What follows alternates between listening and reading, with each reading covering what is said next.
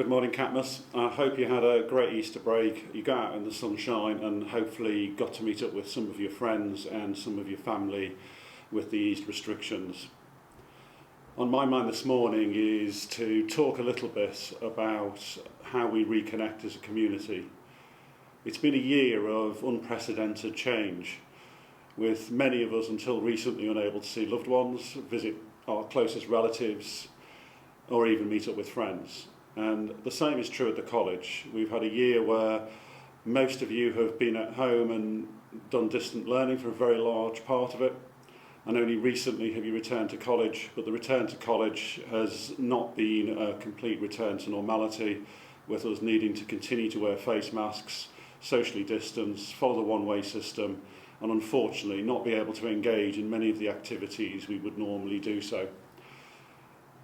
That's why I want to talk about and go back to what Catmus is about and what our intent is over the next 12 months to bring the college back to the community it normally is.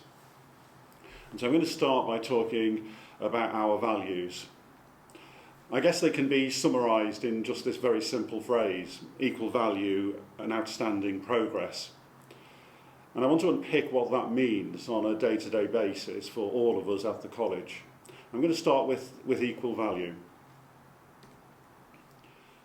This photograph for me sums up the best of the college. It's of course at the prom from unfortunately 2 years ago, as there wasn't a prom last year.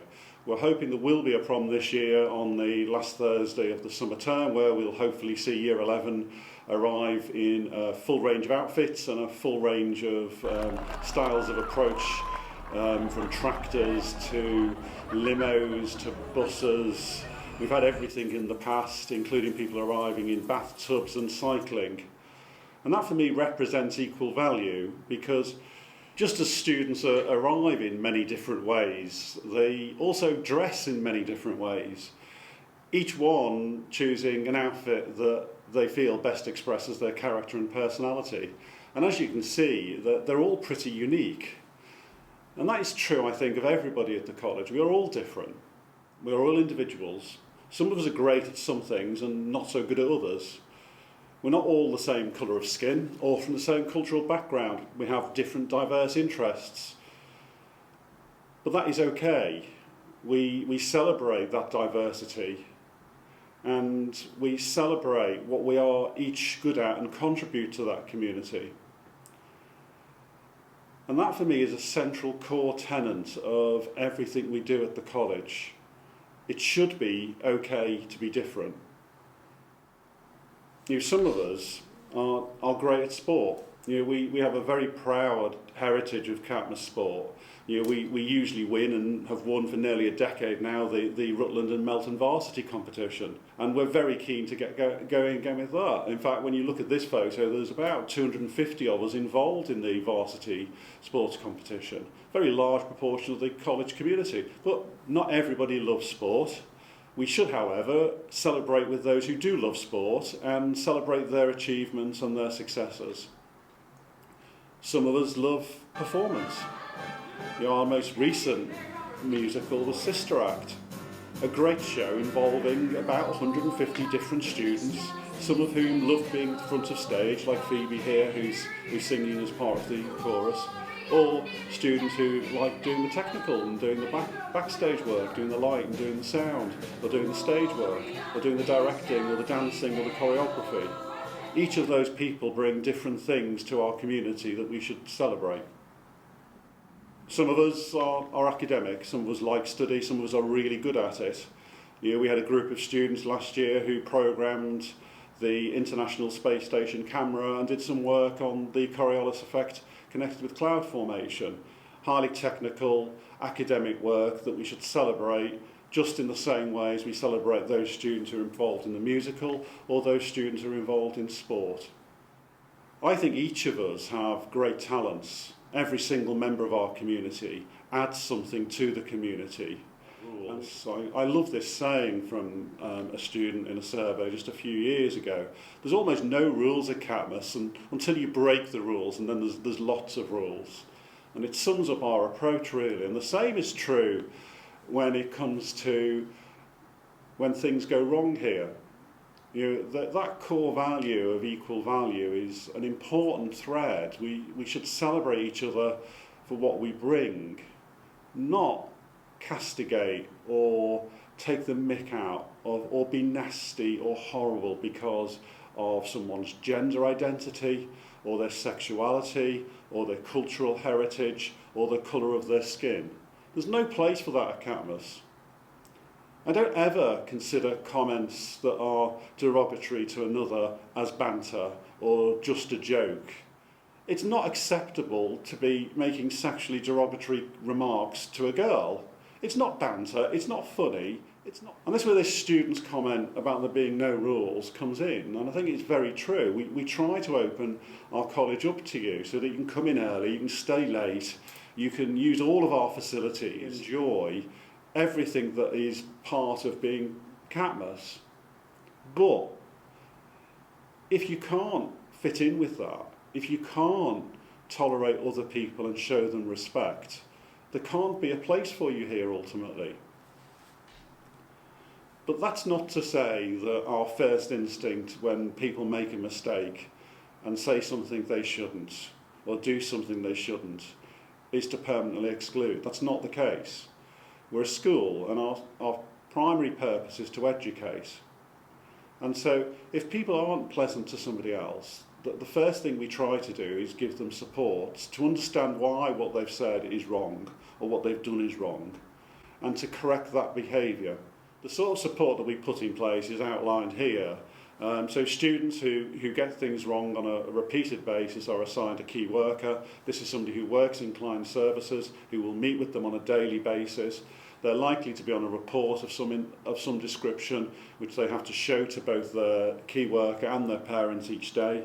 We're likely to meet with parents and talk through our concerns and ask for their support.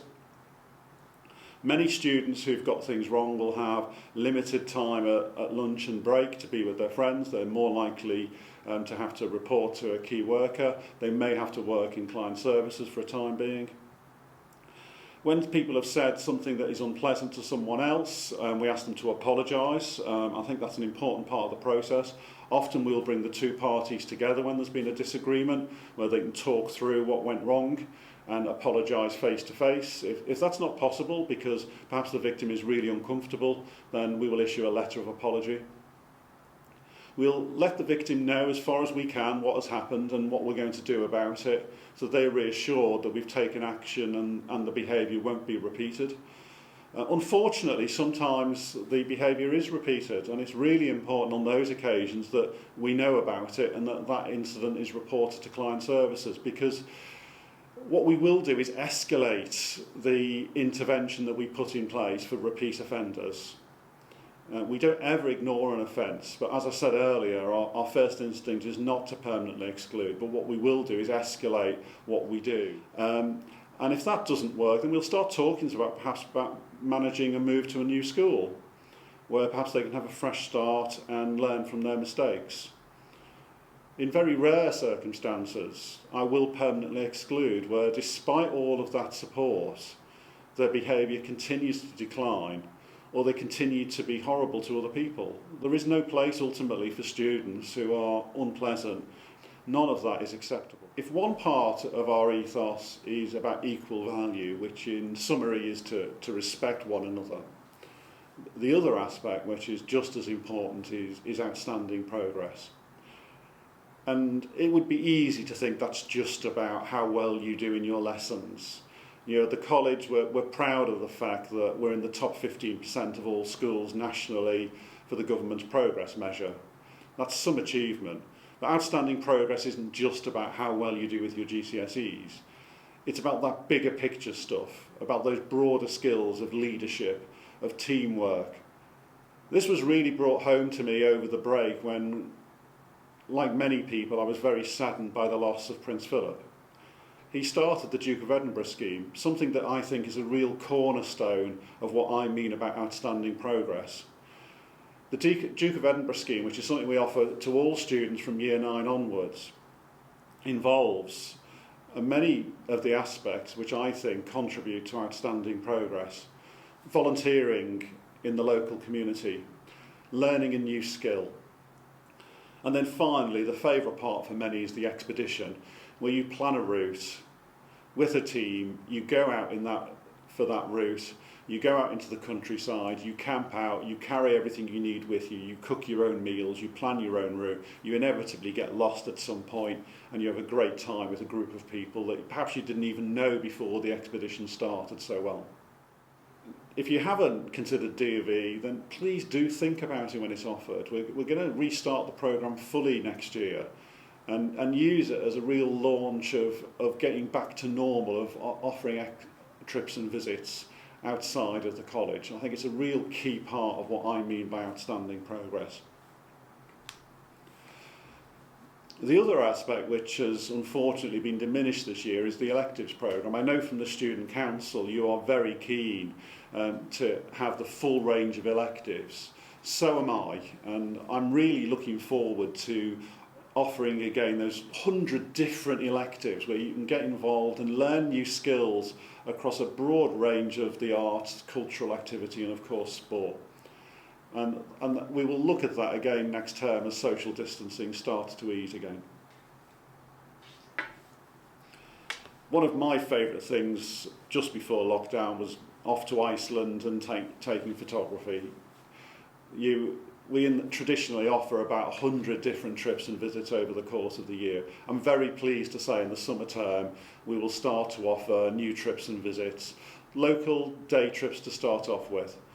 But we are already starting to look at residential trips again. In the UK to start off with, so instead of going to Iceland, perhaps I'll end up in the Lake District or Cornwall taking landscape photography there. But nevertheless, we're going to move back to offering those residential visits alongside day trips, which I know you, just like I do, really enjoy. And so for me, in summation, equal value is about respecting each other for what we can do. Recognising that we're not all the same, but we all contribute and we all bring something to the college. And that there is no place at the college for nastiness to other people because of some difference to you. Outstanding progress for me is not just about academic results. They are of course important. They help provide the next steps to whatever you might want to do when you leave the college.